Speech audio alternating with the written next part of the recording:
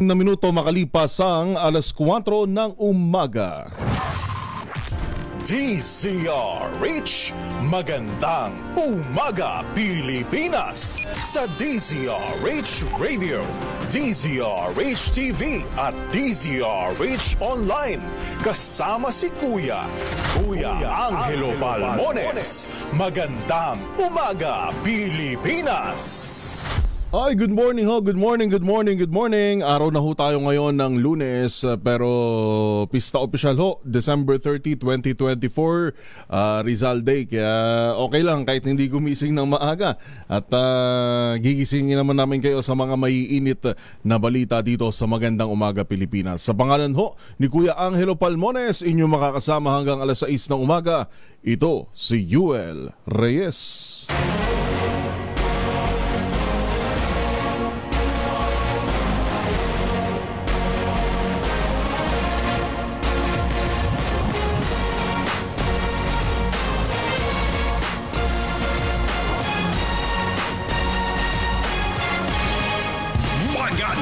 Umaga Pilipinas Headline.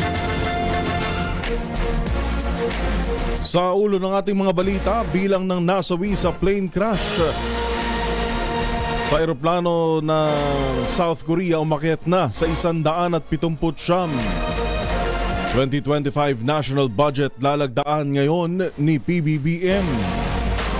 Higit 400 aksidente sa kalsada na itala ng Department of Health ngayong holiday season. Pinay na sospek sa pagpatay sa alagang sanggol sa Kuwait, tinutulungan ng gobyerno. Pamamaril naman ng isang pulis sa isang construction worker, kinundina ng PNP IAS, investigasyon ikinasa. At bisperas ng bagong taon uulanin dahil sa umiiral na 3 weather systems ayon sa Pag-asa. Muli ngayon po ay araw na ng Lunes, December 30, 2024. Meron na lamang ho tayong 2 araw at 1 araw bago ho ang bisperas ng bagong taon. Inyo pa rin pong nakakasama sa pangalan ni Kuya Angelo Palmones. Ito si Yuel Reyes. Magandang umaga Pilipinas.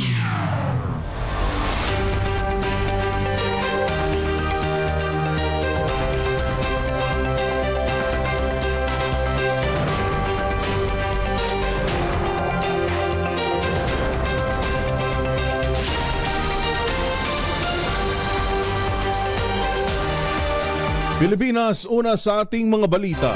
Asahan na uulanin ng ilang bahagi ng bansa sa bisperas ng bagong taon. Maliwanag ng DOST Pag-asa, 3 weather systems ang magpapaulan sa malaking bahagi ng Pilipinas, kabilang ang Shear Line, Intertropical Convergence Zone o ITCZ at Northeast Monsoon o Amihan. Ayon kay Benny Estrella ng DOST Pag-asa, uulanin ang nalalabing bahagi o nalalabing 2 araw ng 2024, kaya pinag-iingat ang mga apektadong residente sa posibleng pagbaha at pagguho ng lupa. Sinabi ni Estrella na ang shear line na magdadala ng mga pagulan sa ilang bahagi ng Luzon, kabilang ang Cagayan, Isabela, Aurora, Quezon at Palawan. Asahan din ang maulang panahon sa bisperas ng bagong taon sa Dinagat Island, Surigao del Norte at Surigao del Sur, habang moderate to heavy rains ang mararanasan sa lalawigan ng Aurora, Quezon, Cagayan Valley, Camarines Norte at Marinduque.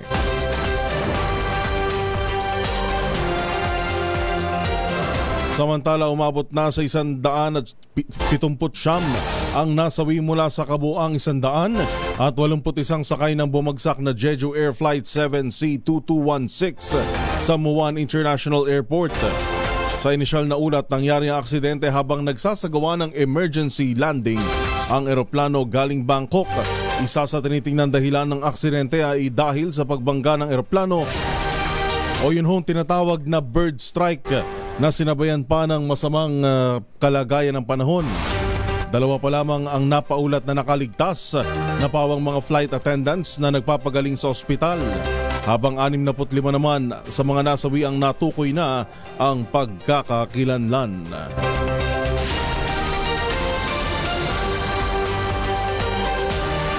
Alas 4:11, arestado ang isang Filipino-American sa Baldwin Park, California matapos niyang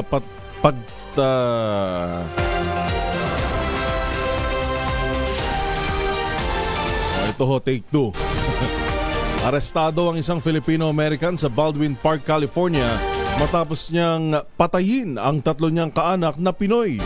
Kinilala ng Los Angeles County Medical Examiner ang mga biktima na sina Mia Chantel Narvaez, 8 taong gulang, Paul Sebastian Mangan, 16 anyos, 2 minor de edad ho ito, at isang 44 anyos na kinilalang si Rona Nate. Nagtamo sila ng mga saksak sa iba't ibang bahagi ng katawan matapos na mangyari ang krimen noong Huwebes, isang araw matapos ang Pasko. Hindi naman isiniwalat pa ng mga otoridad kung paano naging magkakaanak ang mga ito. Ngunit kinumpirmang nakatira ang sospek sa bahay ng mga biktima. Patuloy naman ang investigasyon sa motibo ng krimen. Nagpaabot naman ng pakikiramay ang Philippine Embassy sa Kuwait sa pamilya ng batang pinaslang ng isang Pinay domestic worker gamit ang washing machine. Sa ulat, sinasabing inilagay ng Pinay ang bata sa washing machine, sinubukan pang iligtas sa mga magulang ang kanilang anak at agad na dinala sa ospital, ngunit idineklarang dead on arrival. Iginabigla at ikinalungkot naman ng embahada ang trahedyang kinasangkutan ng Pilipinang domestic worker. Kasabay ito ng pagtiyak na hindi papabayaan ng gobyerno ang OFW sa kabila ng kanyang ginawa at makikipagtulungan sa investigasyon ng Kuwait hinggil sa anyay isolated incident. Tinitingnan na rin ang anggulong may mental health problem ang nasabing Pinay. Pero una na ho rito umamin yung base ho ito sa mga reports na aminado yung ating kababayan na Pinay OFW na ginawa niya yung krimen dahil naiinis daw siya doon ho sa bata. 18-month-old ho yung bata. Kulang-kulang 2 taong gulang na dahil nga raw naiinis siya, inilagay niya sa washing machine saka pinaandar.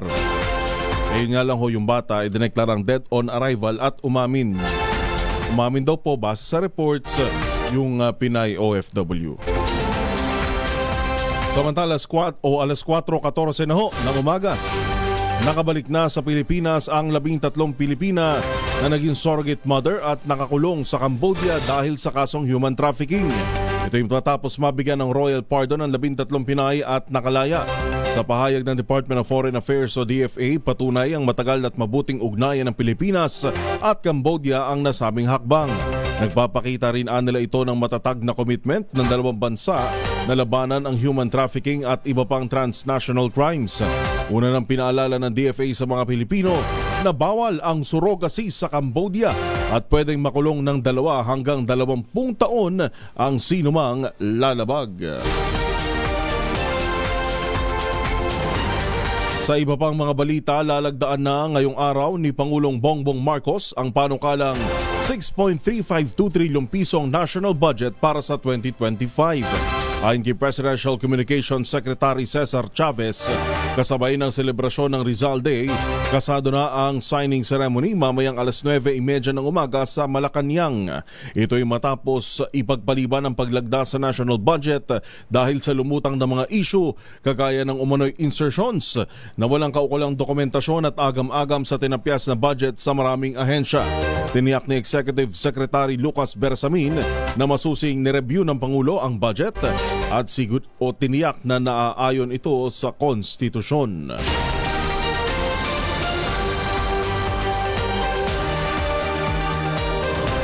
Nadagdagan pa ng 68 o 68 ang bagong kaso ng road crash incident sa bansa ngayong holiday season.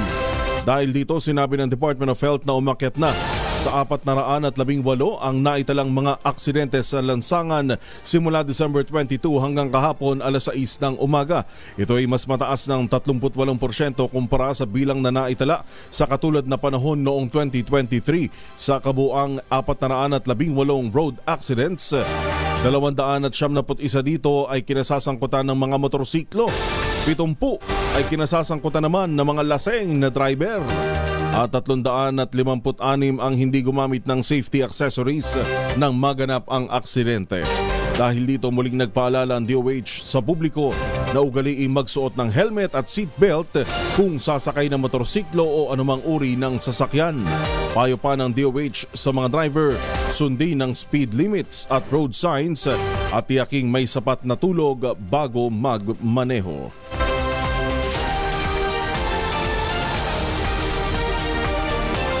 Alas 4:16, update naman tayo sa mga naputukan.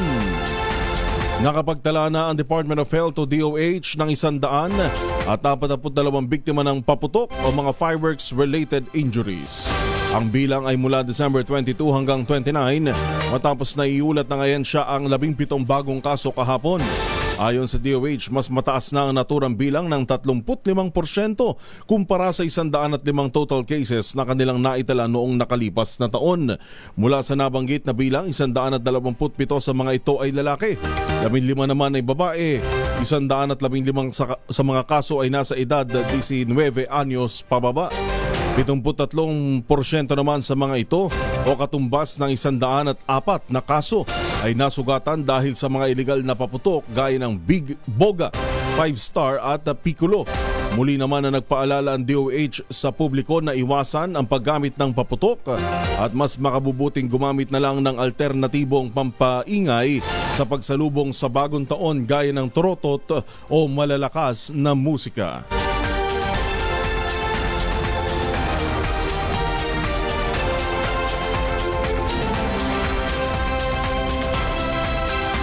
Samantala, patuloy naman na tumataas ang bilang ng mga kaso ng firework-related injuries kumpara sa nakaraang taon. Sa panayam ng DZRH kay Health Assistant Secretary Albert Domingo, ang nakikita nilang dahilan sa pagtaas ng bilang ng mga napuputukan.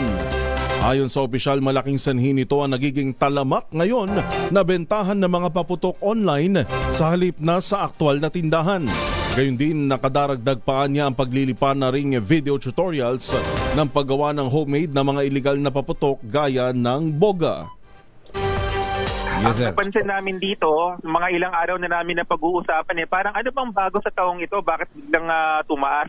Mukhang yung ating online na product availability, may mga paputok na available online, and ang isa pa, yung boga na siyang pinaka-leading na dahilan, unang dahilan kung bakit nagkakaroon ng meron ba naman pong nakikita na online na tutorial paano gumawa ng boga? Yan ho ang tinig ni Health Assistant Secretary Albert Domingo. Samantala, higit 100 website at online pages na ang itinake down dahil sa pagbebenta ng paputok at pagtuturo ng paggawa ng sariling firecrackers.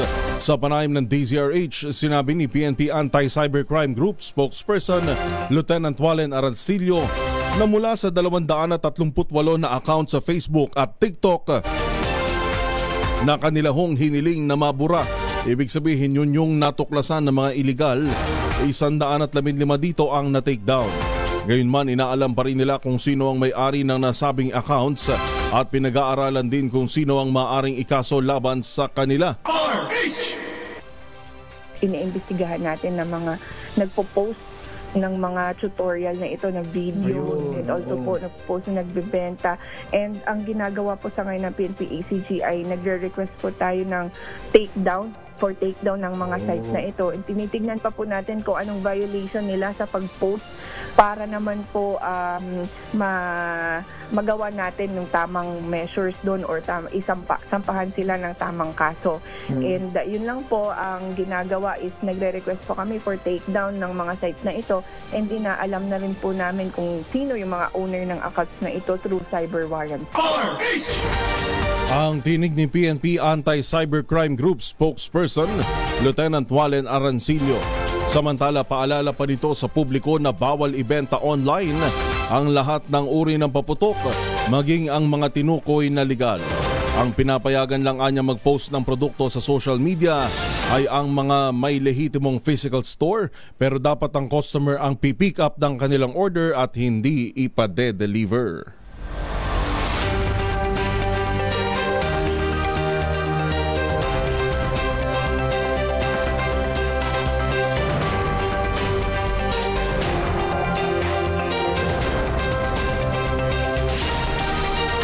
Ang Ang ating hong oras alas 4:21 ng umaga. Ngayon pa rin pong December 30, Rizal Day. Sa iba pang mga kaugnay pa rin mga balita, ininspeksyon ng Department of Health o DOH Cordillera Administrative Region ang iba't ibang ospital sa Baguio at Benguet Province. Sinabi ni Jenny Austria, hepe ng DOH CAR Communications Management Unit, layo ng inspeksyon na tiyakin ang kahandaan ng mga ospital sa pagdugon sa mga firecracker-related injuries sa nalalapit na pagsalubong sa bagong taon. Kabilang sa mga ininspeksyon ng Baguio General Hospital, Benguet General Hospital, St. Louis University Sacred Heart Medical Center at Notre Dame of Chartres Hospital. Pati na rin ang mga ospital sa Abra, Apayao, Benguet, Ifugao, Kalinga at Mountain Province. Matatanda ang 8 kaso na ng firecracker-related injury ang naitala sa Baguio, gayon din sa Benguet Province mula December 21 hanggang December 28.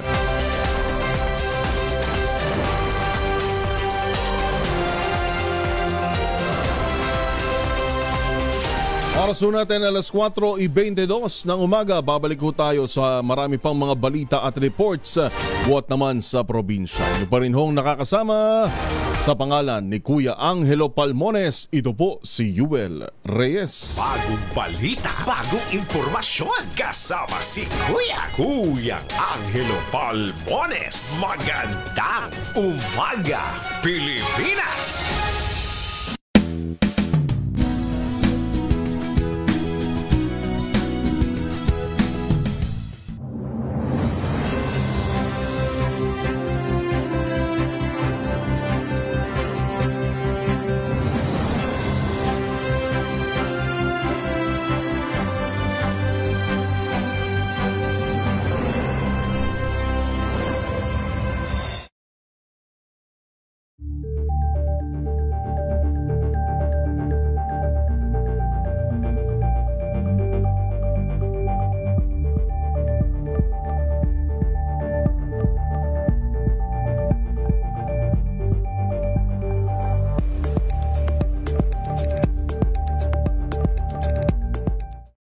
Maagang balitaan, maagang usapan sa mga issue at balita. Kasama si Kuya Angelo Palmones sa Magandang Umaga Pilipinas. Mula Lunes hanggang Biyernes.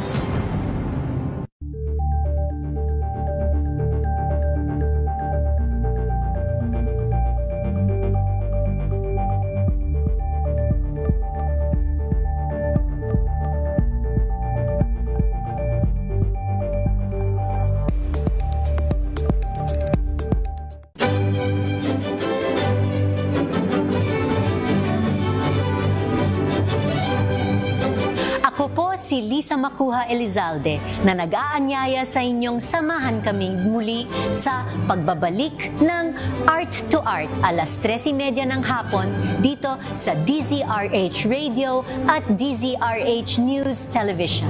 Usapang sining at kultura para sa lahat tuwing araw ng linggo.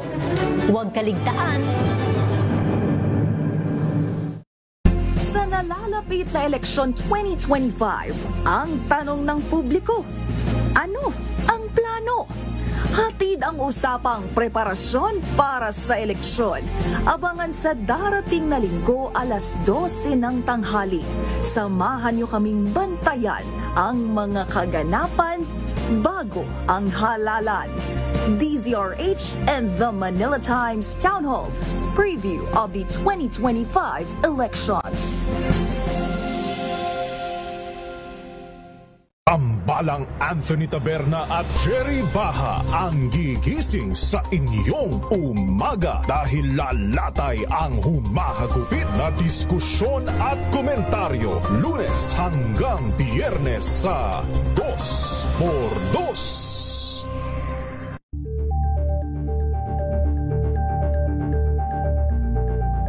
Kunot noo ka ba kapag makapit, madikit at malupit ang mancha? All you need is pride. Ba't mapahirapan ang self-concern pride? Easy at worry-free naman ang laundry. Sa Triple Stay Away Formula, tanggalang matitinding mancha based on test sa chocolate, mud and sabon and cotton.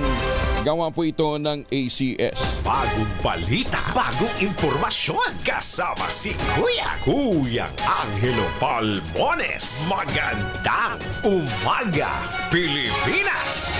Nagpapabati ang isa pa nating suki dyan sa Iloilo City, si Teresa Lomocso, ng magandang umaga. Gayon din kay Marian Panaga ng Santa Teresita, Cagayan Valley.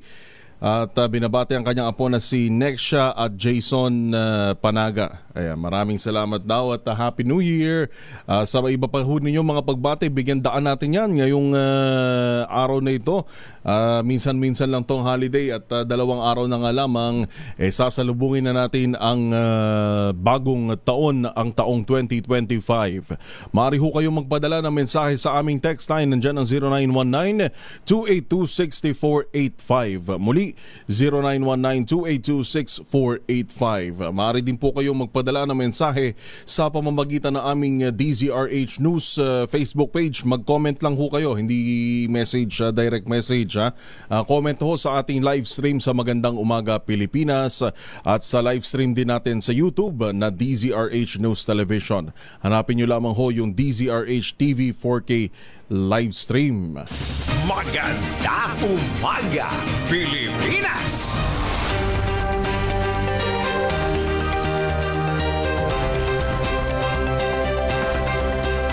Balik-balita po tayo, alas 4:27 ng umaga. Maariing kinundina ng PNP Internal Affairs Service o IAS ang ginawang pamamaril ng isang pulis sa isang construction worker sa Palupandan, Negros Occidental. Ayon sa PNP IAS, itinuturing nila na seryoso ang kasong ito dahil humantong sa pagkamatay ng biktima ang ginawang pagpapaputok ng sospek na may ranggong police corporal. Binigyan din ni PNP IAS Inspector General Brigido Dodo Dulay na hindi nila palalagpasin ang anumang uri ng pang-aabuso sa kapangyarihan, lalo na itong mga nanumpa na pagpoprotekta sa publiko. Nasa kustodiya na ngayon ng pulisya ang sospek na si Corporal Armin Alanza at nahaharap sa mga kasong kriminal. Patuloy na inaaral ng mga otoridad ang kaso upang masampahan din ito ng kasong administratibo kung saan maaari siyang maparusahan ng dismissal sa serbisyo. Nabatid na pinagbabaril ng corporal ang construction worker matapos silang magkaroon ng mainit na alitan. Ipinagtanggol naman ng ilang benepisyaryo ng Ayuda para sa Kapos ang Kita Program o AKAP. Kabilang ang ilang kilalang vloggers laban sa pagkontra ng ilan sa naturang programa. Ayon sa ilang na-interview ng mga AKAP beneficiaries na lumabas sa ilang vlog, malaking naitulong daw nito sa kanilang pamilya. Sa vlog ng social media personality na si Nico David, sinabi nito na gaya sa ibang bansa, ang AKAP ay kahalintulad ng programa sa abroad para sa mga below minimum wage earners. Para naman sa Facebook personality na si Silver Voice, kailangan ng mga kababayan ang AKAP. Pandagdag kita rin anya sa kanilang munting kinikita at ano anyang masama doon. Para naman sa vlog na Models of Manila, sinabi ng mga ito na hindi masama ang pagbibigay ng AKAP o yun hong ayuda para sa kapos ang kita sa mga tao. Matatanda ang kinwestiyon ni dating Supreme Court Justice Antonio Carpio ang AKAP dahil ito na raw ang pork barrel ng mga mambabatas ngayon. Agad naman pinasinungalingan nito ni DSWD Secretary Rex Gatchalian kasabay ang sinabi na hindi naman nahahawakan ng mga mambabatas ang AKAP dahil mga DSWD personnel ang namamahagi sa mga ito. Ayon sa talaan ng DSWD, umabot sa 5 milyon ang nabiyayaan ng AKAP simula noong Enero hanggang nitong December 26, 2024. Target ng naturang ayuda mga below minimum wage earners, gayon din ang mga vendor. Muli naman tiniyak ni Senate Committee on Health Chairperson Senator Christopher Bongo ang kanyang hangaring mailapit ang mga kinakailangang serbisyo sa mga mamamayan, partikular na ngayong Kapaskuhan. Kasabay ng ginawa niyang pag-iinspeksyon sa isang bagong Super Health Center sa Barangay Malandag sa Malungon, Sarangani. Binigyan din ng senador na kilala sa kanyang hands-on approach sa public service ang kahalagahan ng Super Health Center sa pagtugon sa pangangailangang pangkalusugan ng komunidad. Ayon kay Senator Go, ang naturang Super Health Center ay magsisilbing pangunahing pasilidad para sa mga pangangailangan ng mga residente mula sa primary care, konsultasyon hanggang sa laboratory services para maagapan ang karamdaman. Nabatid na ang Super Health Centers ay inisyatibo na nagkakaloob ng pangunahing primary health care service sa community level pa lamang. Ayon sa DOH, nasa 323 centers na ang naitayo at kasalukuyan ng operational at nakakapaghatid ng kinakailangang healthcare services sa mga Pinoy na higit sa nangangailangan nito. Maganda umaga, Pilipinas!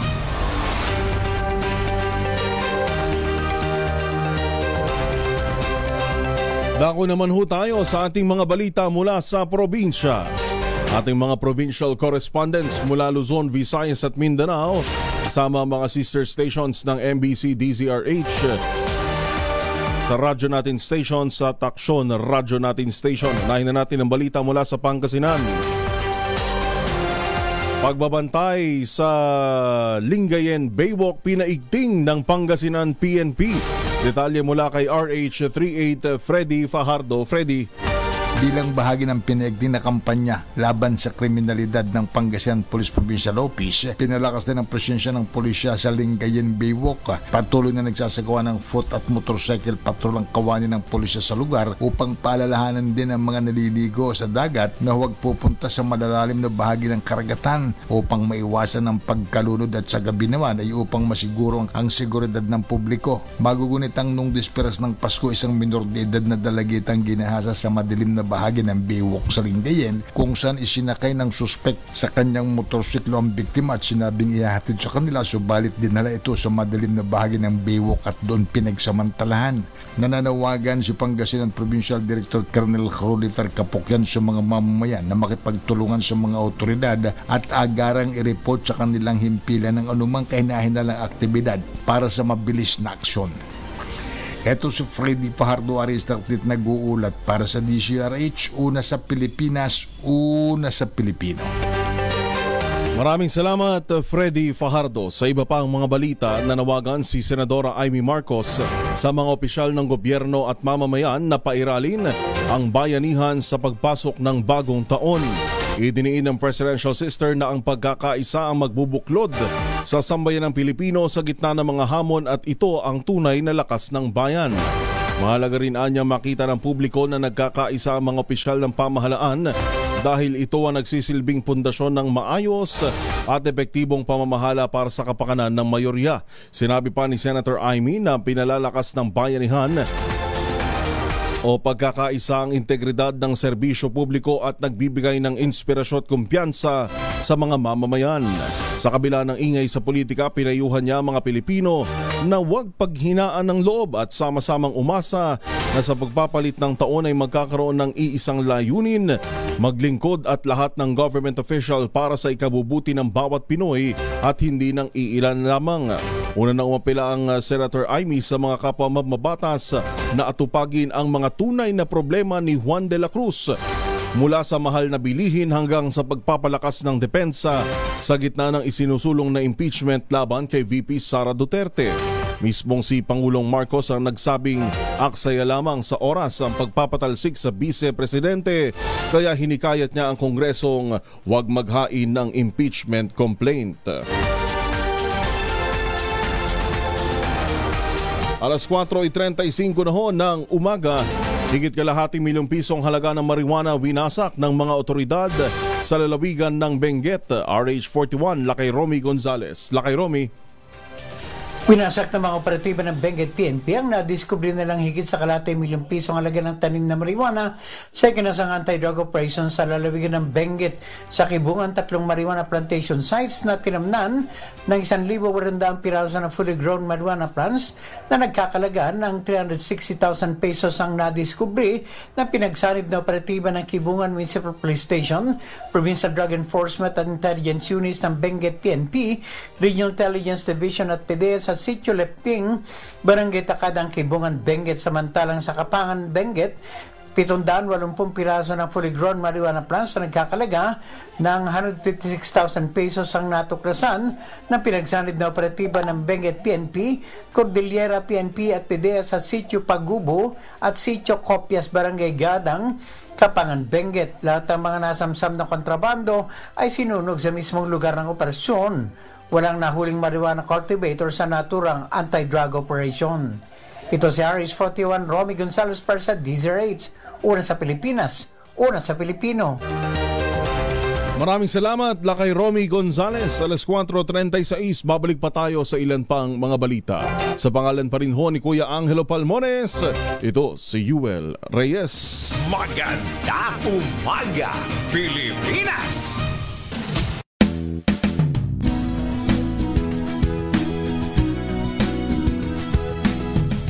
Para ho sa mga may lakad, huwag kalimutan magbaon ng proteksyon laban po sa mikrobyo. Dalawang formulation ng family alcohol na pwede nating pagpilian. Yung family 70% isopropyl alcohol, especially prepared for clinics, hospital, pharmacies, laboratories. Pero okay na okay din po sa mga households. Very effective yan sa disinfection at sterilization. Ganyan na bagsik ng family 70% isopropyl alcohol. Maghapon man natin gamitin, no problem. Hindi po manunuyo ang ating mga kamay dahil meron po itong moisturizer. Yun namang mabangong family rubbing compound improved cologne. Yun po yung mabangong isopropyl alcohol na ginagamit po ng mga masahista, mga barbero, mga doktor, mga nurse, mga komadrona for sponge bathing and other cleansing purposes. Family rubbing alcohol parang DCRH book na sa mahabang panahon. Mabibili sa namang butik at convenience stores nationwide. Family rubbing alcohol, hindi lang pampamilya, pang sports pa. Para labanan ng may araw at may pawis, gumamit ang Shield Bath Soap regularly. Unbeatable ang Shield sa paglaban sa germs versus another brand may shea butter na pampalambot ang kutis sa presyong abot kaya $12.50 SRP. Kaya naman recommended ito ng Philippine Nurses Association. Kaya mga misis ay challenge show, subukan ang Shield Bath Soap. Galit sa sakit, may malasakit, sulit na sulit. Bagong balita, bagong impormasyon. Kasama si Kuyang Angelo Palmones. Magandang umaga, Pilipinas! Magandang umaga, Pilipinas!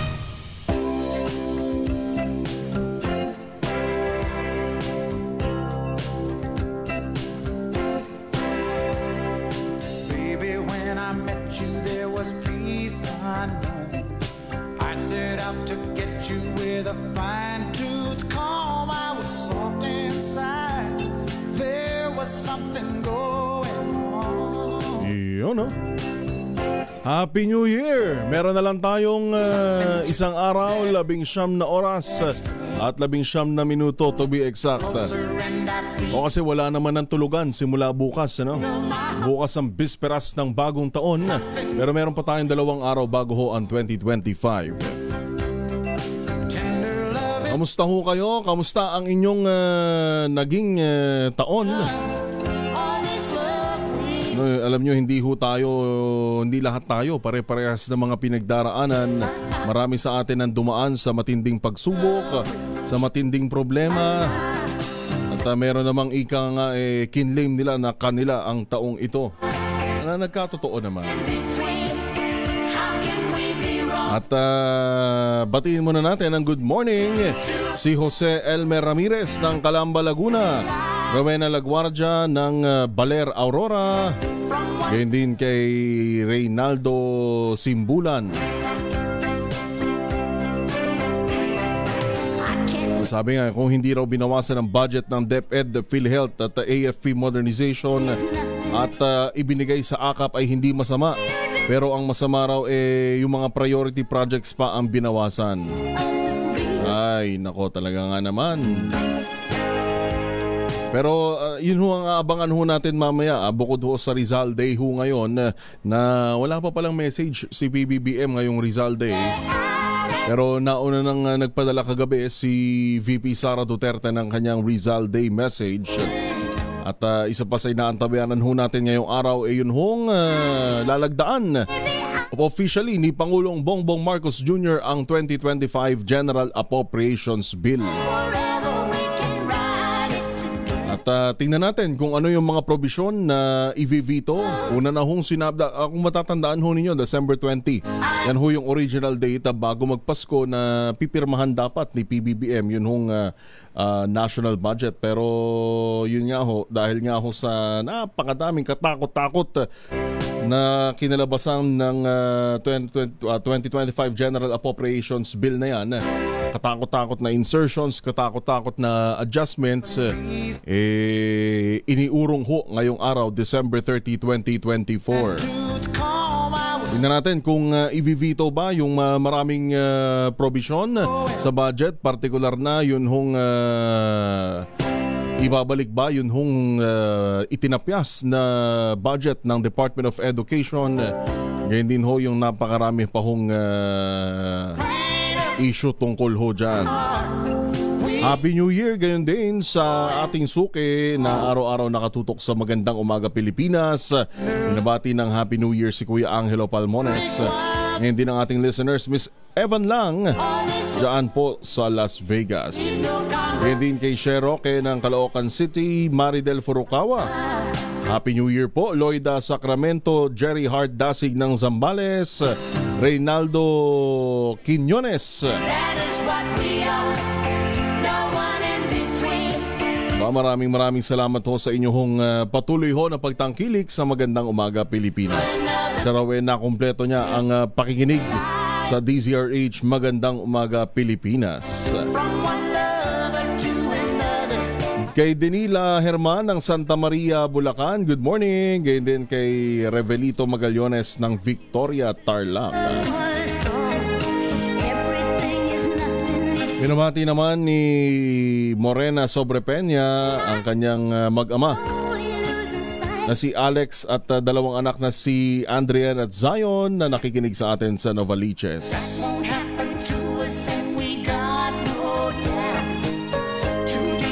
Kamusta ho kayo? Sana nasa mabuti kayong kalagayan. Kanina nakikinig ako kay Miss Kisa Sabson at ang balitaan tungkol ho sa inyong New Year's resolution. Kamusta naman ang inyong New Year's resolution? Siguro dapat hindi lang tayo gumagawa ng New Year's resolution ika nga taon-taon, ano? Laging may bago eh. Siguro maganda mag-reflect din tayo ng New Year's resolution ho natin ngayong 2024. Kung meron ba tayong natupad? Meron ba nangyari?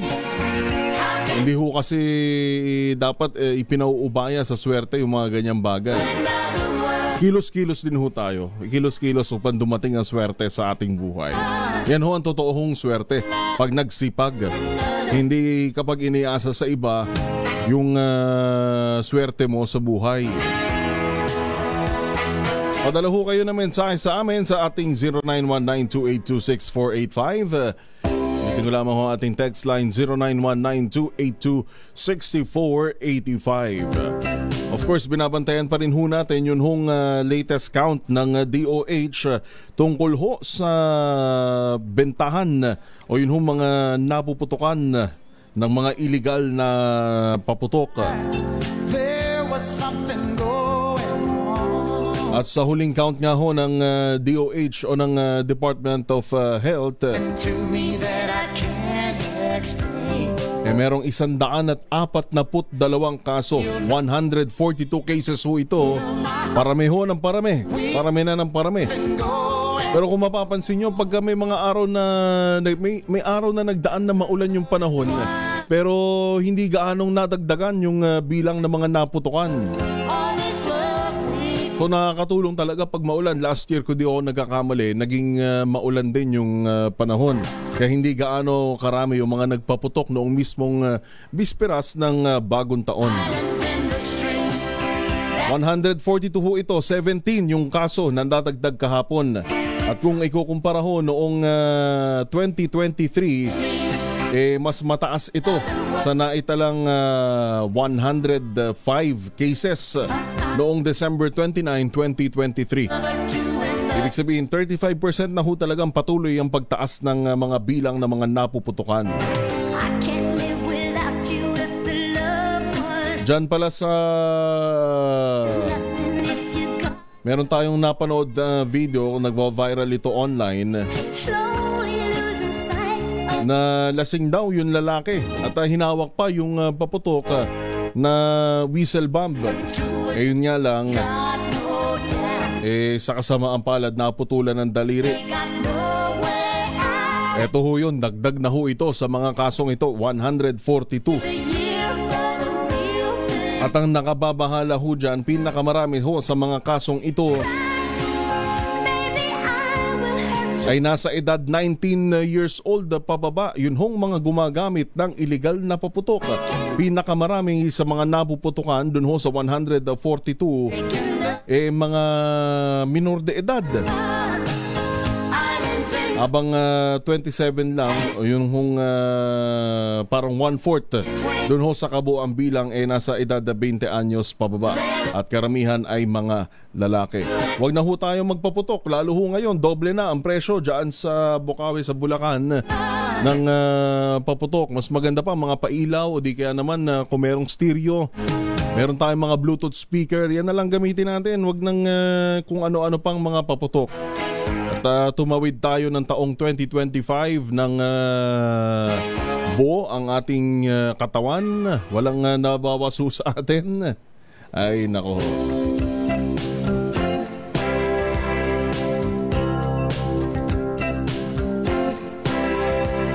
Samantala ho, paalala pa rin ho ng PNP Anti-Cybercrime Group na bawal ho yung bentahan ng paputok online, legal man yan o hindi. Sabi ko nga, marami ako nakikita sa TikTok kamakailan, pero yun na ho yung tinutumbok ng investigasyon ho ngayon, pinate-take down na ho yung mga yan. Well, bawal naman ho talaga ang pagbebenta ng paputok online, lalo na kung ipade-deliver pa. Kawawa naman ho yung rider na magdadala niyan kung sakaling sa kasamaang palad biglang pumutok o biglang sumabog dahil pulbura pa rin naman yan. Wag na tayong makulit at kung gusto talagang bumili ng paputok, dun sa mga lehitimong nagbebenta na may physical store. Hindi naman daw ipapatake down yun hong mga website na yan o di kaya naman mga Facebook pages na nagpo-promote ng kanilahong mga ibinebentang paputok, basta hindi ibebenta online at pupuntahan mismo sa mismong physical store. Ang New Year's resolution daw ni Evan Lang ay maging healthy, lalo sa kanilang pamilya, at iwasan ang gumastos ng gumastos. Yan. Lalo na kung di naman kailangan. Ngayon hong holiday season maraming pera mga tao, wag ubos biyaya, ika nga. Marami nangangamba, baka pagsapit naman ng January. Ito ho, paalala lang, yung January, ang bagamat 31 days lang din yan, ang pakiramdam ho ng January napakatagal. 5 linggo yan kung susumahin. Simula ho kasi ngayong Miyerkules, January 1 na. Medyo late pa darating yung sahod, kaya wag ubos biyaya, magtira ho tayo. Lalo para ho sa ating mga gastusin sa bahay, hindi porke maraming pera ngayon, nakaliwat ka na ng mga bonuses, gagastos na rin tayo, wawaldas na rin natin yung ating hong pera. Patuloy lamang ho ang padala ng inyong mga mensahe. Jaime Tan, good morning. Edgardo Tapang, gayon din kay Al Olalia. Bawasan ang pagiging panatiko. Tama yan, pumili ng mga karapat-dapat na leader. Lalo na ngayon, mag-e-eleksyon ho 2025 ang ating midterm elections. Kaya huwag maging panatiko, ika nga. Meron na lamang ho tayong 9 na minuto bago ang alas 5 ng umaga. Inyo pa rin hong nakakasama. Bagong balita, bagong impormasyon. Kasama si Kuya Angelo Palmones. Magandang umaga, Pilipinas! Sa pangalan ni Kuya Angelo Palmones, ito po si Yuel Reyes. Magandang umaga, Pilipinas! Balik-balita tayo, o dyan naman ho. Kanina binanggit natin tong sa marijuana dyan ho sa Benguet. Dako naman tayo sa Leyte. Isa Isang dalagita arestado matapos magtangkang magpuslit ng shabu mismong sa Leyte Provincial Jail. Balita mula kay RH32 Jimmy Angay-Angay. Jimmy. Isang dalaga arestado matapos magtangkang magpuslit ng shabu sa loob ng kulungan. Kinilala ng PNP ang suspect si alias May, 22 anyos, self-employed residente ng Barangay 62, Calipayan, Tacloban City. Nangyari ang insidente alas 6:40 ng gabi sa Leyte Provincial Jail, Sitio Kauswagan, Barangay Barayong, Palolite. Sa investigasyon ng Palolite, PNP ang suspect ay dadalaw sana sa isang person deprived of liberty sa naturang kulungan ng i-body search ng mga personnel ng provincial jail at nakumpiskahan ng 5 small sachet ng pinaghinalaang shabu, 3 transparent plastic sachet na residue ng suspected shabu at mga drug paraphernalia nakuha sa suspect, pera at cellphone. Sa kasalukuyan ng suspect, nasa kustodiya ng Palolite PNP. Wala dito sa DYVL Action Radio Tacloban, ito si RH32 Jimmy Angay-Angay para sa DZRH, una sa Pilipinas, una sa Pilipino. Maraming salamat Jimmy Angay-Angay. Samantala, dako naman tayo sa Bataan. 155 boga at iba pang ilegal na paputok na kumpiska ng Bataan PNP.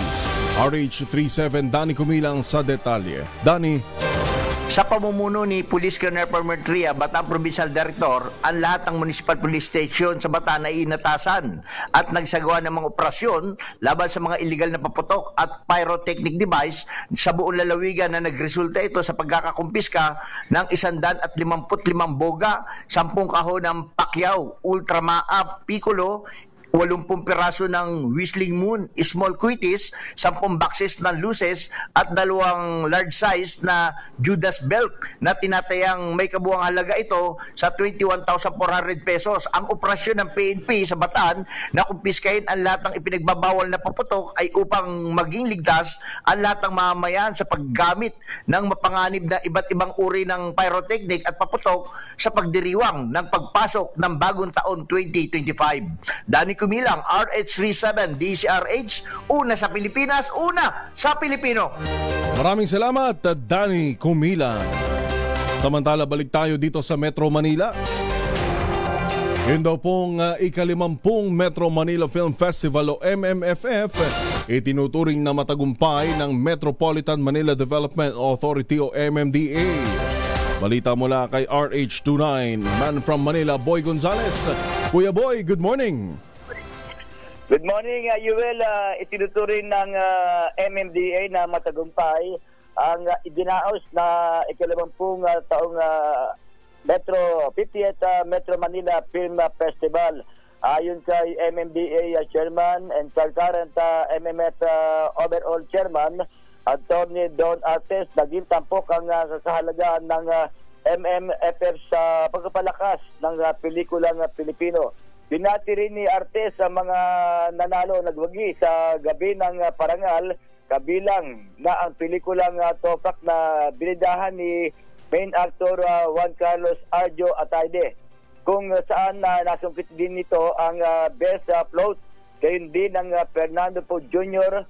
Memorial Award at Special Jury Prize.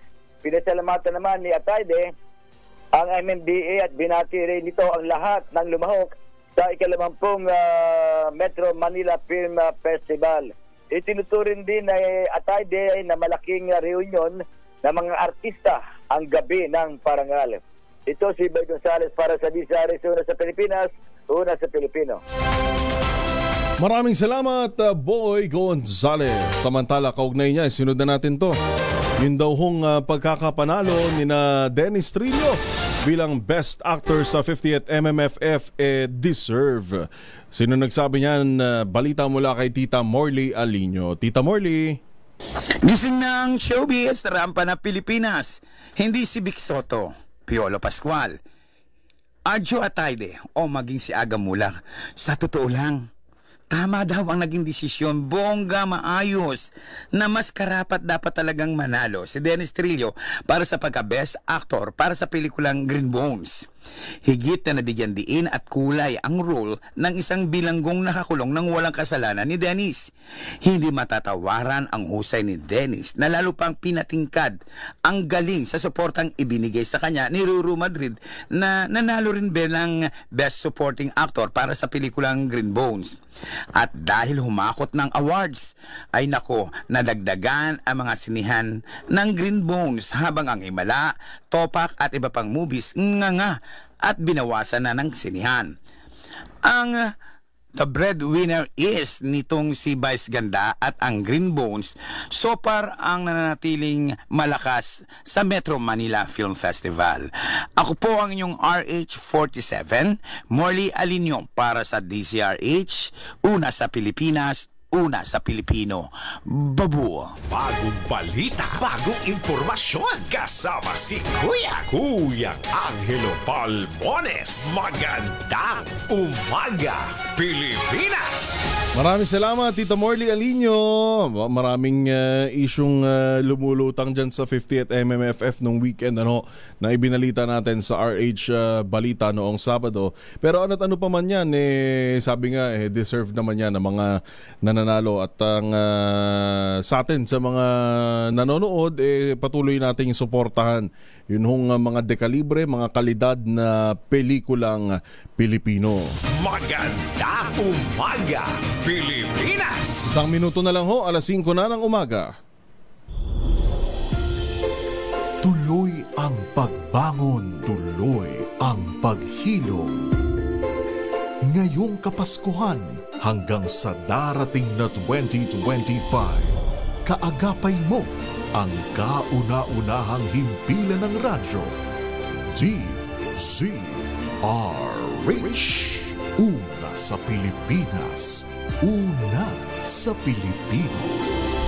Serbisyong tapat sa'yo, DZRH. Ho, ho, ho!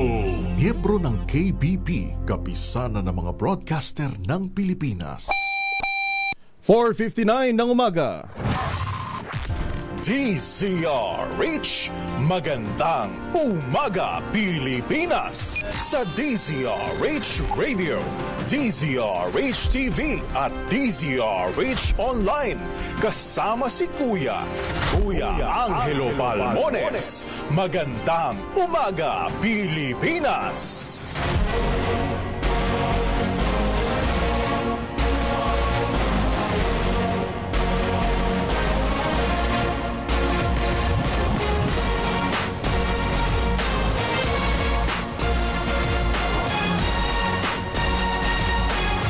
Magandang umaga, Pilipinas! Headline! Balikan natin ang ating headlines. Bilang ng nasawi sa plane crash sa South Korea, umakyat na sa 179. 2025 national budget inaasahang lalagdaan na ngayong araw ni PBBM. Higit 400 aksidente sa kalsada na itala ng DOH ngayong holiday season. Pinay na sospek sa pagpatay sa alagang sanggol sa Kuwait, tinutulungan pa rin ng pamahalaan. Pamamaril naman ng isang pulis sa isang construction worker, kinundina ng PNP-IAS. Investigasyon ikinakasa. At bisperas ng bagong taon, inaasahang uulanin dahil sa 3 weather systems ayon sa Pag-asa. Magandang umaga, Pilipinas! Headline!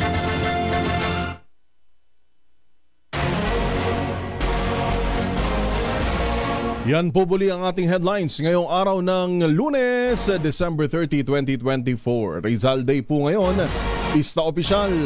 At bukas naman ay bisperas ng bagong taon. Meron na lamang ho tayong 2 araw bago ang 2025. Inyo pa rin pong nakakasama sa pangalan ni Kuya Angelo Palmones. Ito si Yuel Reyes. Bagong balita, bagong impormasyon. Kasama si Kuya Angelo Palmones. Magandang umaga, Pilipinas! Alamin muna natin ang kalagayan ng panahon mula kay Ka-Obet Madrina ng DOST Pag-asa. Sir Obet, magandang umaga.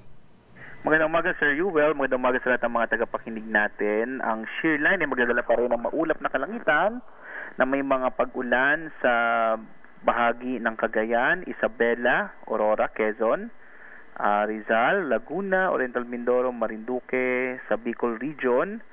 At inaasahan naman natin yung Intertropical Convergence Zone or ITCZ, maganda rin ng mga pag-ulan sa Kabisayaan, sa Zamboanga Peninsula, iba pang bahagi ng Mimaropa, Caraga, Davao Oriental, Misamis Occidental, Misamis Oriental, Lanao del Norte at Lanao del Sur, habang ang amihan naman ay magdadala ng mahihinang pag-ulan sa Cordillera at nalabing bahagi ng Cagayan Valley. Samantala dito sa Kamaynilan, inaasahan natin generally fair weather tayo ngayon, pero posible pa rin medyo maging maulap yung kalangitan na may mga pag-ulan, pag-init at pagkulog ganyan sa nalabing bahagi ng Calabarzon at sa iba pang bahagi ng ating bansa. Sa ngayon nga, wala naman tayong minomonitor na low pressure area, pero ang patuloy na pag-iral ng amihan ay magdadala pa rin ng mga malalakas na pag-alon, partikular na sa mga baybayin ng Hilagang Luzon at sa may silangang bahagi ng Hilaga at gitnang Luzon. Kaya delikado pa rin maglayag ang mga sakyang pandagat at maliliit na mga bangka sa mga nabanggit na lugar dahil magiging maalon nga po yung karagatan. At yan nga po ang lagay ng ating panahon mula sa Pag-asa Weather Forecasting Center, Obet Badrina. Magandang umaga po. Maraming salamat at Happy New Year po sa inyo dyan sa Pag-asa, Sir Obet. Nakasama ho natin at inaasahan ho pala na parang nagbago yung forecast kasi ho noong isang linggo inaasahan magiging maaliwalas, pero muli kasing lalakas yun hong tatlong weather systems, kaya magandang pagkakataon na rin ho ito para huwag nang magpaputok. 4 na minuto ho makalipas ang alas 5 ng umaga, sasalubungin ng oil price rollback ang bisperas ng bagong taon. Sa pagtaya ng Department of Energy, nasa pagitan ng 30 hanggang 65 centavos ang posibleng bawas presyo sa gasolina, habang 55 centavos per liter naman sa kerosene at 80 hanggang 90 centavos sa diesel. Gayunpaman, sinabi ni Assistant Director Rodela Romero ng DOE Oil Industry Management Bureau na maaari pang magbago ang pagiging paggalaw sa presyo ng produktong petrolyo at malalaman ito ngayong araw ng Lunes. Batay sa datos ng DOE, umabot sa kabuang 13 pesos and 50 centavos ang itinaas ng presyo ng gasolina, habang 11 pesos and 30 centavos naman sa diesel ngayong taon o mula January 1 hanggang December 28, 2024. Target naman ng 7 mambabata sa Kamara na maimbestigahan ang mga peke at malisyosong mga post sa social media. Layon nito na mabantayan ang kalayaan sa responsableng pamamahayag at pagiging ligtas ng mga netizen sa digital world. Inihain ng resolusyon ni na Senior Deputy Speaker at Pampanga Representative Aurelio Dong Gonzales Jr., Deputy Speaker at Quezon City Representative JJ Suarez. Ayon sa mga mambabatas, ang mabilis na paglaki ng social media platform sa bansa ay sinabayan ng pagpapakalat ng mga peke at maling impormasyon na lumilinlang sa publiko at nakasisira sa reputasyon ng mga individual, grupo at institusyon. Layo na naturang panukala na paitingin ang implementasyon ng Cybercrime Prevention Act of 2012 na nilikha upang tugunan ang mga pang-aabuso at maling paggamit at magsasamantala sa information and communications technology sa pamamagitan ng fake news. Samantala, kabuang 166 na panukalang batas ang inihain sa Kamara de Representantes ang naisabatas ng 19th Congress. Ayon kay House Speaker Martin Romualdez, sa naturang bilang 73 sa mga ito ay national laws, habang 73 ang local laws. Malaking patunay niya ito ng dedikasyon ng Kamara na mapagsilbihan ng mga Pilipino at mapaunlad ang ating bansa. Tiniyak naman ni Romualdez na praktikal at naaayon sa pangangailangan ng mga mamamayan ang ginagawa nilang mga prioridad na maisabatas. Ilan dito ang inamyendahang Rice Tarification Law, Create More Act, Self-Reliant Defense Posture Revitalization Act at Anti-Agricultural Sabotage Act. Nag-adjourn ang Kamara nitong December 18 at magpapatuloy ang kanilang sesyon sa January 13, 2025. Ginwestiyon naman ng political analysts kung tunay nga bang nare-representa ang sambayan ng Pilipino sa darating na 2025 elections. Ito ang lumutang na issue sa gitna ng talakayan ng DZRH kasama ang The Manila Times sa paglulunsad ng town hall preview of the 2025 elections. Ayon sa political analyst na si Antonio Contreras mula sa UP Los Baños at columnist ng The Manila Times, tila mga mayayaman at kilalang personalidad na lamang ang laman ng balota. Palaisipan niya kung nagre-representa pa rin ba ito sa mga ordinaryong Pilipino na siyang mangingibang serbisyo ng mga politiko. Gayon din, hindi na rin daw makatarungan na tila iisang pamilya lamang ang nakaupong mambabatas kung kaya't nararapat nang magkaroon ng anti-dynasty law.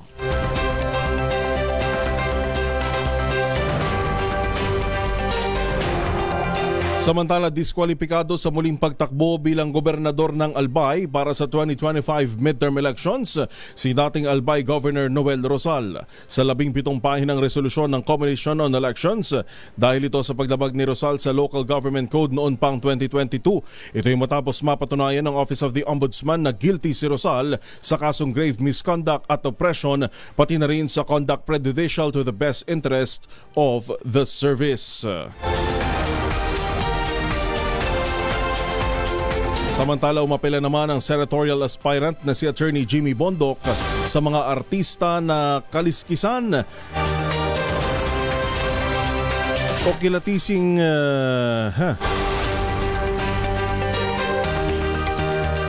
Alright, babalikan natin yung balitang ito maya-maya lamang. Samantala, 8 minuto makalipas ang alas 5 ng umaga, binalaan ng ang komadron ng party list ng publiko laban sa paggamit ng paputok sa pagsalubong sa bagong taon. Ayon kay dating Assistant Secretary Cecil Santos, Chairman Emeritus ng Philippine League of Private and Government Midwives at nominee ng ang komadron ng party list, bagamat itinuturing na itong bahagi ng tradisyon, delikado anya ang pagpapaputok at mayroon din itong long-term na epekto sa kalusugan. Taglay kasi anya ng firecrackers sa mga contaminant na nakakaapekto sa kalidad ng nilalanghap na hangin, kaya posibleng mauwi sa respiratory, heart at neurological disease maging ang maagang pagkamatay. Batay sa pag-aaral ng ilang eksperto mula sa New Langon Health, sinabi pa ni Assistant Secretary Santos na may potentially toxic metals kahit pa ang fireworks na ginagamit para sa iba't iba nitong kulay. Pinayuhan niya ang general public, lalo ang mga meron hong mga may kondisyon gaya ng asma, sakit sa puso, mga bata at matatanda na magsagawa ng mga hakbang para makaiwas sa paputok gaya ng pagsasara ng pinto at bintana, pagsusuot ng face mask kung lalabas naman ng bahay.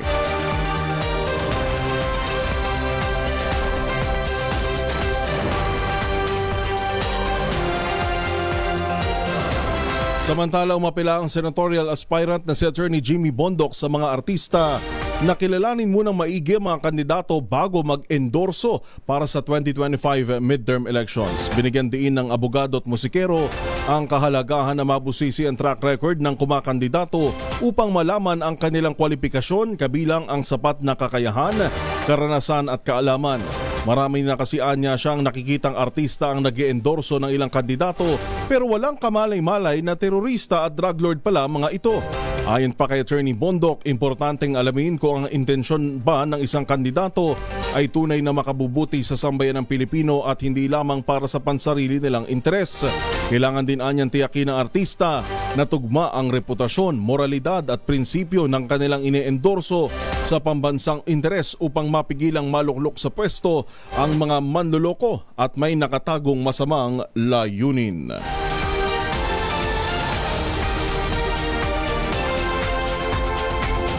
Tuloy naman ang pamimigay ni Senadora Amy Marcos at ang Department of Agrarian Reform o DAR ng titulo ng lupa at pagbura sa milyon-milyong utang ng mga magsasaka sa iba't ibang bahagi ng bansa. Mahigit 5,000 agrarian reform beneficiary ang nakalaya sa kanilang pagkakautang sa Negros Oriental sa ilalim ng isinusulong ni Senator Amy Marcos na New Agrarian Emancipation Act. Saklaw ng loan condonation ang principal loans, unpaid amortizations at interes sa ilalim ng land reform programs ng pamahalaan.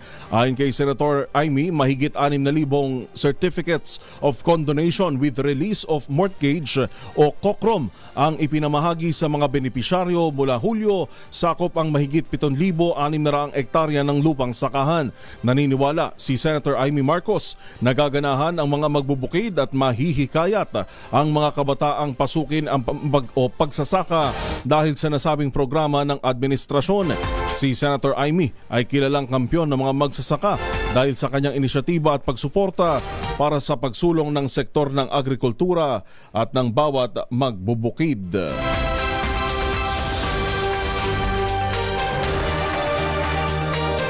Babalikan ho natin ang ilan pang mga balita at reports dito pa rin sa Magandang Umaga Pilipinas. Sa pangalan ho ni Kuya Angelo Palmones, ito si Yuel Reyes. Magandang Umaga Pilipinas! 5:12 ng umaga.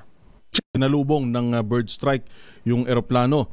At 181 ang lulan ho ng eroplano at 179 ho dito yun pong nasawi.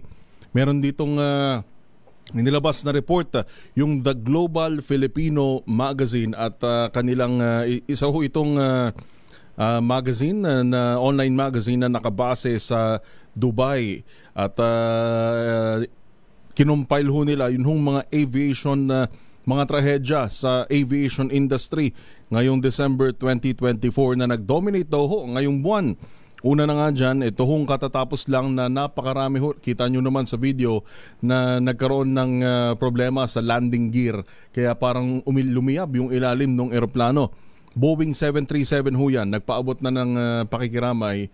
Yun din hong kumpanyang Boeing. Gayon din yung Jeju Air na kaugnay ho ng trahedyang yan na ikinasawi ng 179 na individual.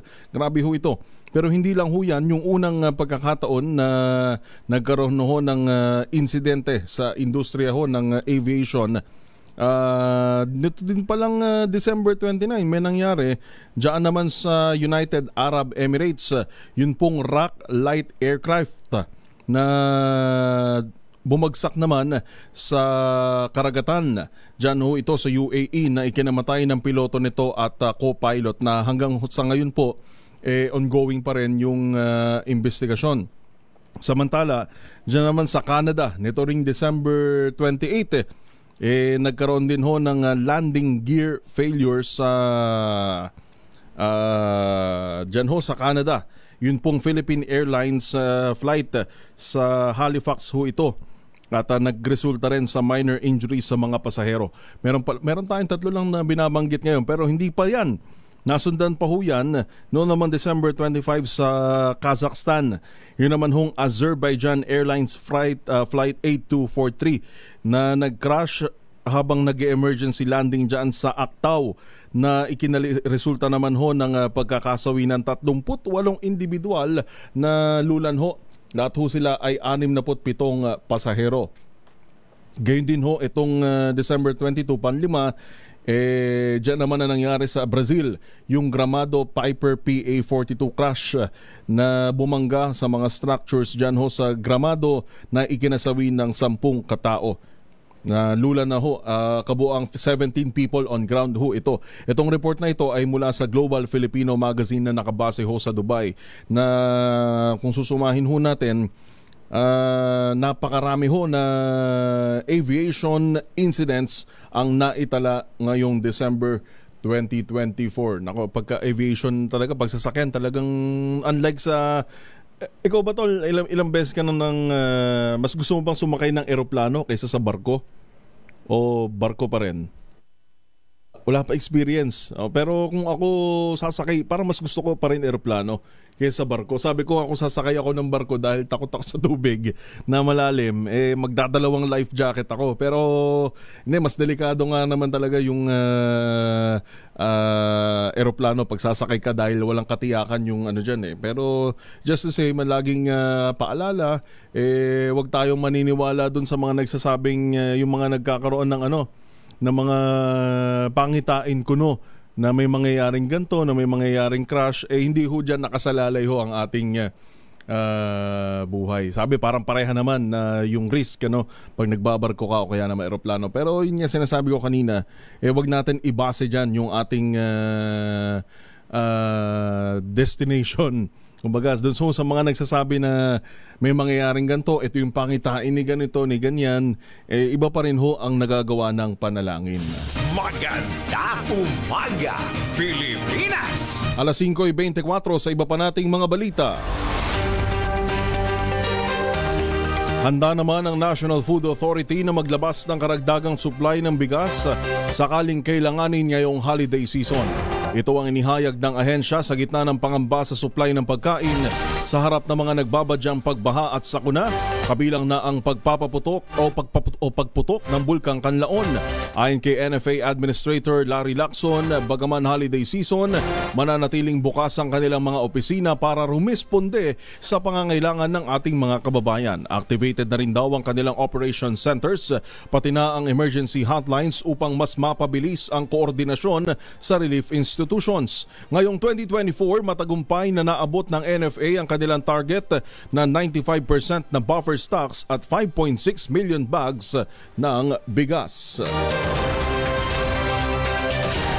Samantala, nanguna naman ang Pilipinas sa 5 mga bansa sa ASEAN o Association of Southeast Asian Nations na may pinakamataas na Purchasing Managers Index o PMI para sa buwan ng Nobyembre ngayong taon. Sa datos ng S&P Global, lumabot sa 53.8 ang PMI ng Pilipinas nitong Nobyembre na mas mataas kumpara sa 50.8 ng Vietnam at 50.2 ng Thailand. Mas mataas din ito kumpara sa Myanmar, Indonesia at Malaysia na may 49.2 PMI. Ibig sabihin nito, maganda o positibo ang operating condition ng bansa. Ang PMI kasi ay isang economic indicator na sumusukat sa kondisyon ng manufacturing sector base. Batay ito sa new orders, output, employment, suppliers, delivery times at stocks ng purchases.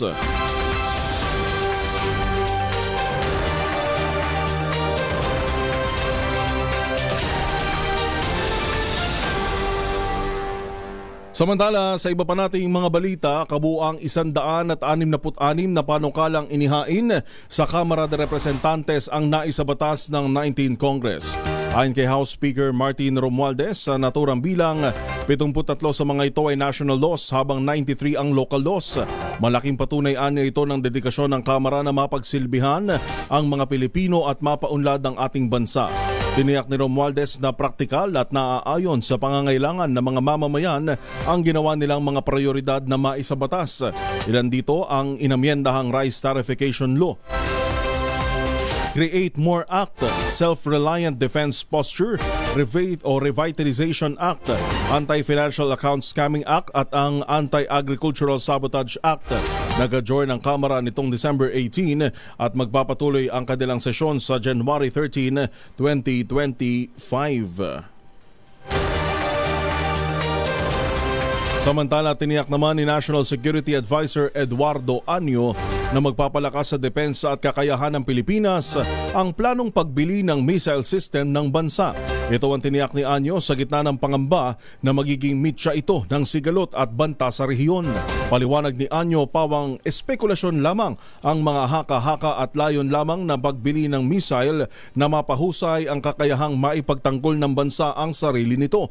Pagtitiyak pa ng opisyal, mananatiling matatag ang Pilipinas sa pangako nitong independent foreign policy na nakabase sa prinsipyo ng soberanya at proteksyonan ang pambansang interes. Bagong balita, bagong impormasyon, kasama si Kuya Angelo Palmones. Magandang umaga, Pilipinas! Labas muna tayo ng ating himpilan. Yung daw lokal na pamahalaan ng Caloocan, inobliga ang mga barangay officials na mag-ikot upang matiyak na walang nagbebenta ng iligal na paputok. Yan ang dapat. RH23 Edwin Duque. Edwin? Tama, Yuel, muling nagpaalala kagabi si Caloocan Mayor Anong Malapitan para sa isang ligtas na pagsalubong sa 2025.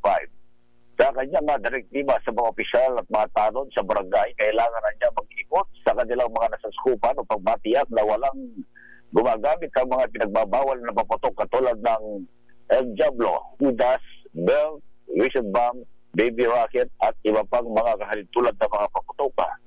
Maigpit din ang bilin ng alkalde sa kapulisan na ipagbawal ang paggamit ng boga sa kanilang mga lungsod. Kinumpirma rin ng alkalde na inatasan nito ang PNP na hulihin at patawan ng karapatang parusa ang mga mahuling nagbebenta o gumagamit ng mga pinagbabawal na paputok, kabilang na ang boga batay na rin sa umiiral na ordinansa at Republic Act 71-3, Anti-Act regulating the sale, multi-factor distribution and use of firecrackers and other pyrotechnic device. Ito turnover din umano sa City Social Welfare Development ang mga menor de edad na makikita na gumagamit ng boga o paputok. Gayon din kasama sa kanyang direktiba sa mga opisyal ng barangay at na PNP yung mahigpit na pagbabawal sa mga open pipe at maingay na motor. Kagabi lamang napakaraming maingay sa Baguio ng Caloocan. Kabilang ang paggulayan ng paglalagay ng maraming checkpoint at pamagiging payapa ang bago ang bagong taon para doon sa lahat ng batang kakalo. Dapat din anyang paigtingin ang police facility at pagibayuhin ang oras-oras na pagpapatrolya sa mga kalsada upang matiyak ang kapayapaan sa Caloocan. Sa mga oras ito, biglang na bumuhos ang malakas na ulan dito sa Baguio ng Cabanaba, particular sa Caloocan. At kanina, medyo marami-rami naglalakad, biglang bumuhos. Pero bago ito ay paulan-ulan na. Pero ngayong oras ito ay biglang mamakas ang ulan. Kamusta ang daloy ng trapiko, Edwin? Sa ngayon, hindi pa naman ganong maraming sasakyan dahil karamihan nga ay nasa bakasyon. Pero sa mga oras hindi pa ganong random, no? Pero dahil maulan, medyo dumami. At dumami yung nasa silong, lalo na sa Pagpakayo na Rizal Avenue dahil hindi na-expect na biglang malakas yung ulan. Yan, wala pa rin dito sa Baguio ng Cabanaba Rizal 23. Edwin Duque nagulat sa Tisa Rizal sa Pilipino, punta sa Pilipino. Maraming salamat, RH23 Edwin Duque. Bagong balita, bagong impormasyon, kasama si Kuya Angelo Palmones. Magandang umaga, Pilipinas! 5:31 ng umaga.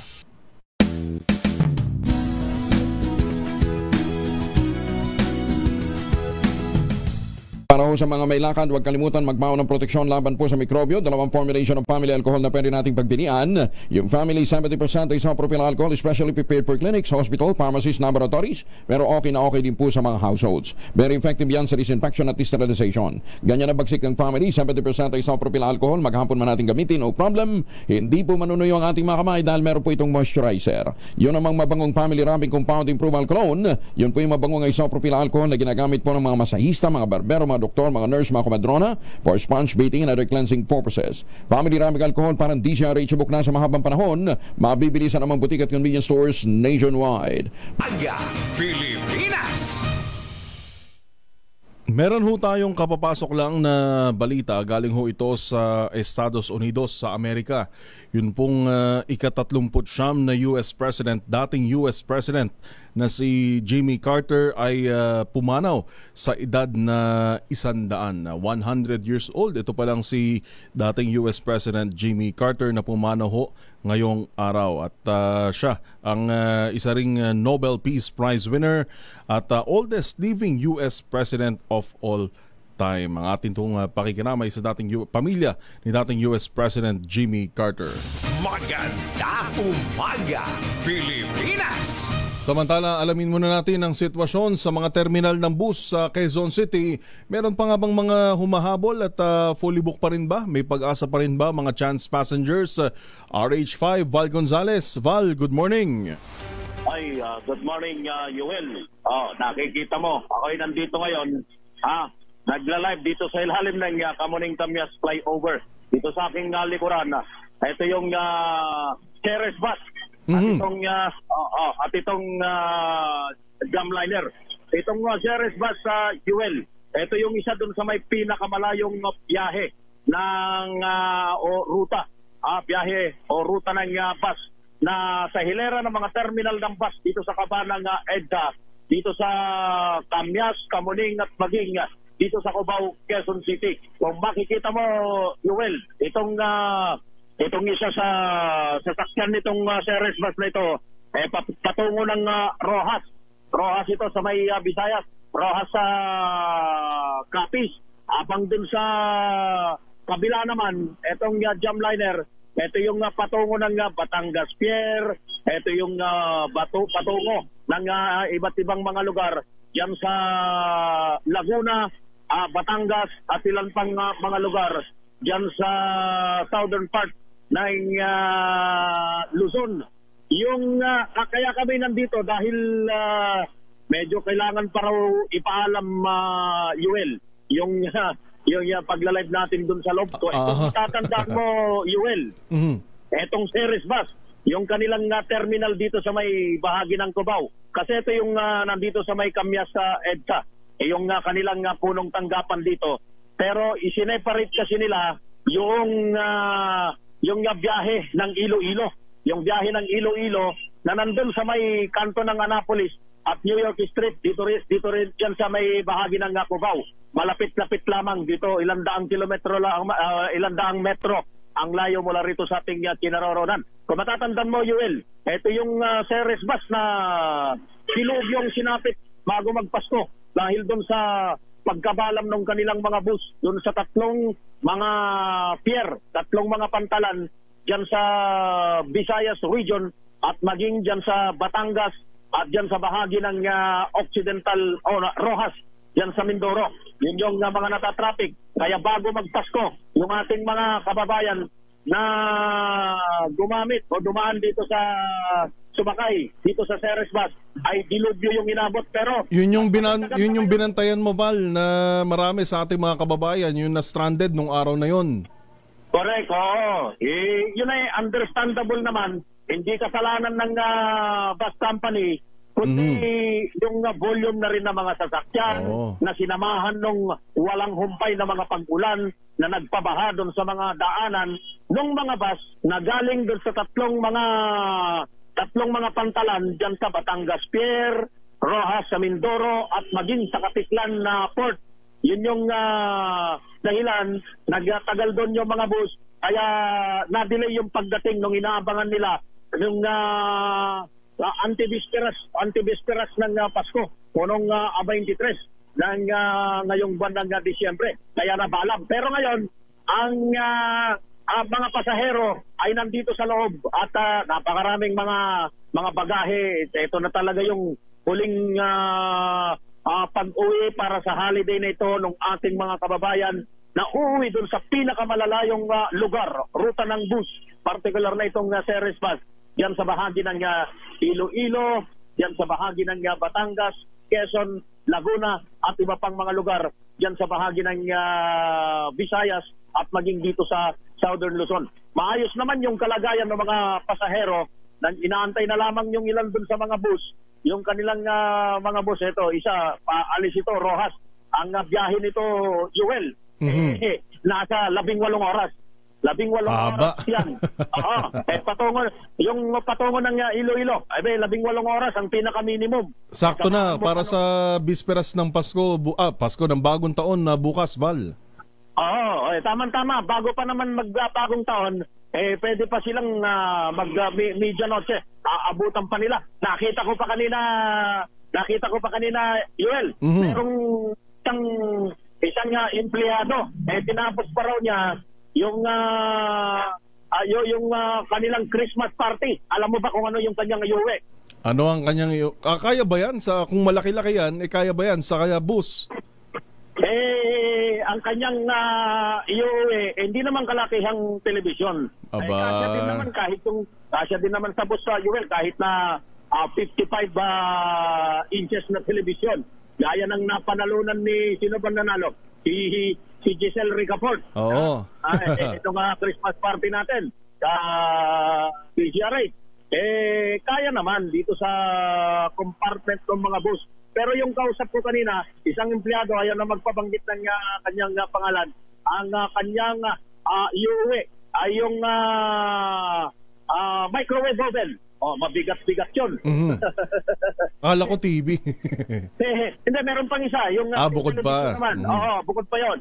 Meron din, yung isa, yung kausap natin kanina, kanyang iuwi. Aba, Jesus Maria Joseph, mabigat na microwave oven na kanyang napanalunan dun sa kanilang Christmas party. Yan yung sitwasyon dun sa loob. Kaya nga lang, ipinagbawal muna daw. Kailangan daw approval muna nung kanilang management bago makapag maipakita. Di bale, sumilong ka na muna dyan, Val. Mukhang nauulanan ka na rin dyan. Lakas ng ulan sa bandang Cubao.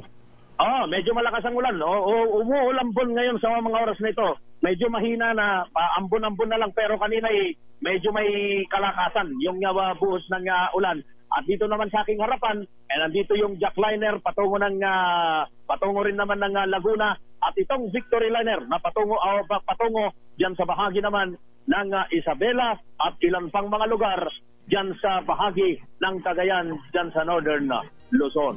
Yan yung sitwasyon mula rito sa Impilan Terminal ng mga bus dito sa Quezon City, kung saan yung ating mga kababayan ay naghumabol sa kanilang probinsya pauwi para doon sa lubungin ang masayang bagong taon. Wala rito sa kahabaan ng EDSA dito sa Tamias at Kamuning, Quezon City. Kasama ko pa rin si Dennis Villanueva Jr. Ako, si Val Gonzales, DCRH, una sa Pilipinas, una sa Pilipino. Maraming salamat, Val Gonzales, at Happy New Year. Samantala, mga natulungan naman ng Action Center ng Department of Justice, umabot sa higit 12,000 ngayong 2024. RH29, Boy Gonzales, Kuya Boy. Yuel, umabot na sa mahigit sa 12,000 katawang nabigyan ng agarang tulong ng Department of Justice Action Center para sa taong 2024. Sa ulat ni DOJ Action Center Program Director Joan Carla Guevara, umabot sa 12,879 na mga reklamo ang nilapit sa kanila. Mas taas ito ng 5 beses kung ikukumpara sa 2,815 na mga reklamo na idinulog nung nakalipas na taon. Sa 12,000 idinulog sa Action Center, nasa 7,632. Ang mga kaso na nangangailangan ng pagtugon, habang ang notarization na services ay nasa 4,000 mahigit at 2,619 ang nabigyan naman ng endorsement at referral. Ang iba pang serbisyo na naibigay ng DOJ Action Center ay mediation, paghahanda ng mga legal document at ang pagbubuo ng mga katarungan taraban. Sa Maynila, UL, medyo umuulan ngayong 30 ng Disyembre. Ito si Boy Gonzales para sa DCRH, una sa Pilipinas, una sa Pilipino. Maraming salamat, RH29 Boy Gonzales. Samantala, PNP Chief inalerto naman ang lahat ng unit nito para sa pagsalubong sa bagong taon. Balita mula kay RH52 Edniel Parosa. Edniel. Tinagana na UL ni PNP Chief Police General Romel Francisco Martil ang lahat ng unit ng pambansang pulisya para matiyak ang seguridad at kaligtasan ng buong bansa sa pagsalubong sa bagong taon. Alki Marbil, kabilang sa mga pinag-ahandaan ng hanay ay ang kanila mismong pag-alalay sa mga mabibiktima ng paputok gaya ng mga masusugatan o yung mga masusunugan. Ngayon din, inatasan ni Marbil ang mga PNP personnel na makipag-ugnayan sa traffic personnel at kaukulang ahensya ng pamahalaan para matiyak naman ang banayad at pagdalakbay ng mga biyaherong uuwi para sa New Year celebration.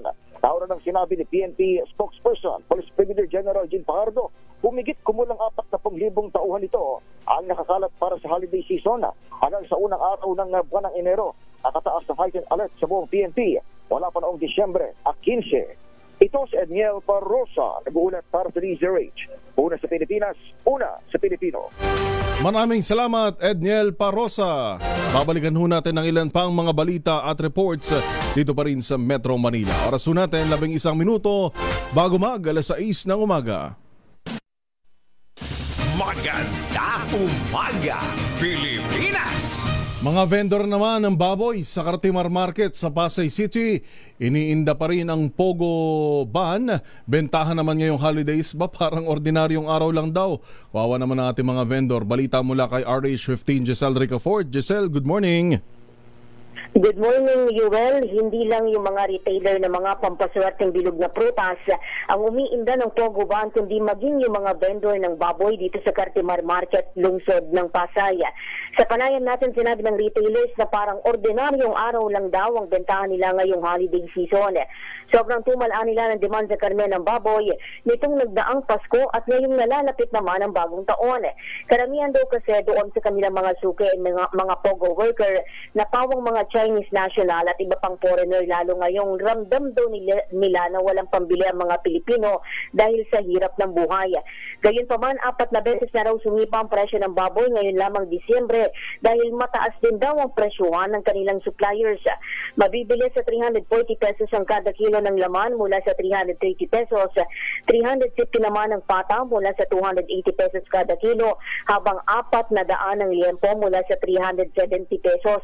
Ang pansisig naman mabibili ngayon sa 320 pesos mula sa dating 300. 300 ngayon ang ribs mula sa 290 pesos kada kilo, habang 140 naman ang kada kilo ng bias ng baboy.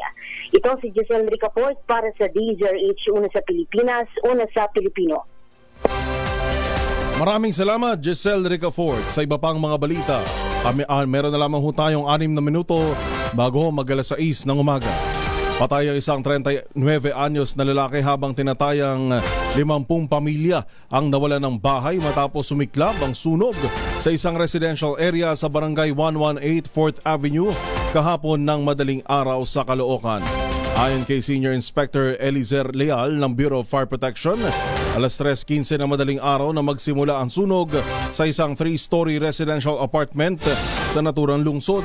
Ayon kay Christopher Neri, kapatid ng biktima, binalikan ng kanyang kapatid ang pera sa nasusunog na bahay at may diferensya ito sa pandinig o PWD, kaya posibleng hindi narinig ang kanyang pagsaway.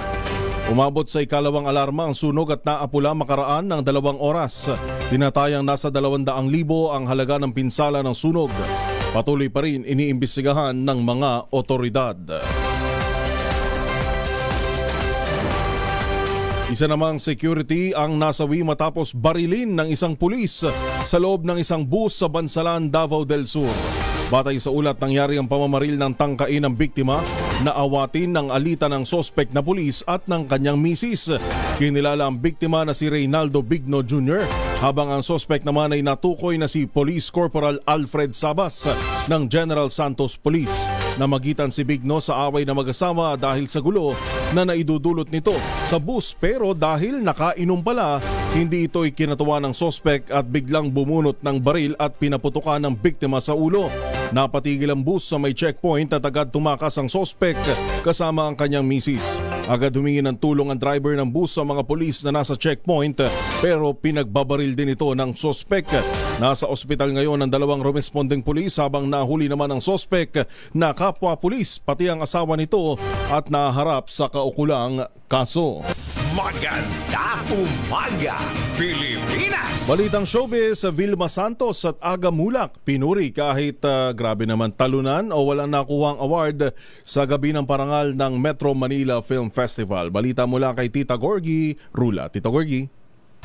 Hanggang ngayon ay mainit pa rin pinag-uusapan ng mga kontrobersyang nakabalot sa nakaraang gabi ng parangal ng Metro Manila Film Festival 2024. Buhay na buhay ang mga bashers at supporters ng iba't ibang artistang nadismaya sa naging resulta ng parangal. Marami ang nagulat at nalungkot sa di pagkasali kay Aga Mulak sa Best Actor category, pati ang pagdedma rin sa Best Director na si Dan Villegas na direktor ng pelikulang Uninvited ni Miss Vilma Santos. Si Aga ay kasali rin sa naturang pelikula. Walang napanalunan ng pelikulang ito ni Ate V kundi Best Float lamang at katay pa ang topak ni Arjo Ataide. Kaya hanggang ngayon ay nagagalit pa rin ang mga Vilmanians at sinasabi nilang Uninvited was robbed. Pero sa kabila ng pandidedmang ito, pinuri pa rin sina Vilma at Aga dahil tinapos nila ang parangal at cool na kulang sila. Hindi sila nag-walk out. Ang sabi ni Ate V, okay lang sa kanya, ang gusto lang daw niyang suportahan ay ang movie industry. Heto pa ang dagdag na pahayag ni Miss Vilma Santos. Mabalik lang ang tawad sigla ng movie industry. Panalo na mo doon. Look, glitz and glitter mga bumabalik na. Ito yung nawala sa atin noon, di ba? So ngayon, kita mo naman, nandito tayo ngayon, nakaayos lahat. Ito yung nawala before. Now na it's coming back, I'm very, very happy. Kasi mundo ko rin ito.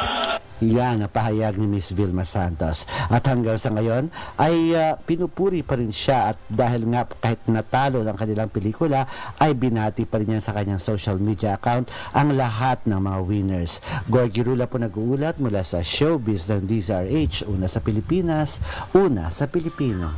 Bagong balita, bagong impormasyon, kasama si Kuyang Angelo Palmones. Magandang umaga, Pilipinas!